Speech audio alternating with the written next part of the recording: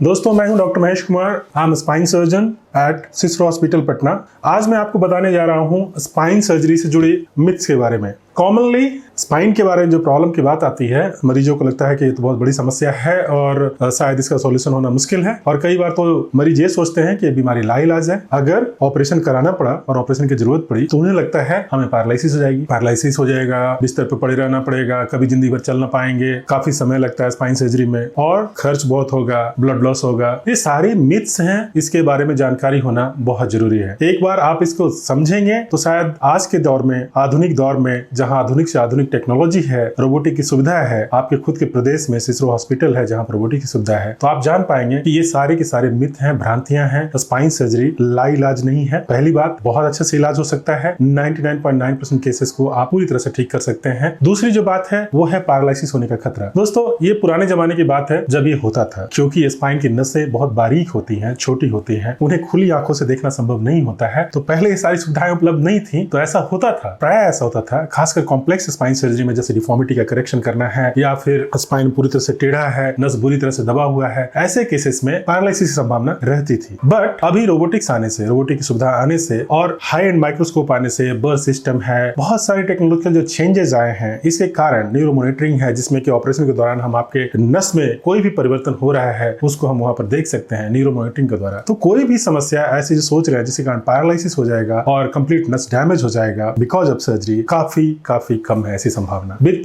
Help of robotics you can see 360 degree, 360 degree आप पूरे चारों तरफ से मरीज को देख सकते हैं, मरीज के स्पाइन को देख सकते हैं। और एक बार वो स्कैनर ने स्कैन कर लिया, स्कैन करने के बाद रोबोटिक्स के पास सारी पिक्चर्स चले गए और पिक्चर्स के बेस पे रोबोटिक्स अपने रोबोटिक आई के द्वारा पूरा कंट्रोल किया रहता है थ्रू आउट सर्जरी। तो ऐसे सिचुएशन में प्लस न्यूरो मॉनिटरिंग होने के कारण एवं फाइन माइक्रोमोटर बर्थ सिस्टम होने के कारण पैरालिसिस होने की संभावना न के बराबर है। तो ये हो गई बात। दूसरी बात है दोस्तों, जैसे एक भ्रांति और भी है कि बहुत समय लगता है स्पाइन सर्जरी में, स्पाइन के बाद रिकवरी में बहुत समय लगता है। ये भी एक मिथ है दोस्तों, क्योंकि अब है endoscopy spine surgery. Maximum cases के लिए, जैसे डिस्क की समस्या है या फिर नस ब्लॉक हो गया है एक लेवल पे, 2 लेवल पे, तो आप एंडोस्कोपी स्पाइन सर्जरी के द्वारा मात्र एक दिन में, एक ही दिन में आप ठीक होके जा सकते हैं। रह गई है क्या 2 स्टिच रहेंगे, वो आप समय के साथ निकाल सकते हैं। ये भी एक मिथ है कि जहां पे कि स्पाइन सर्जरी में बहुत समय लगता है ठीक होने में और बहुत दिन लगेगा रिकवरी होने में। ये भी नहीं है आज के डेट में विद एंडोस्कोपिक एंड रोबोटिक्स। जो चौथी बात है वो है खर्च का। तो दोस्तों, ये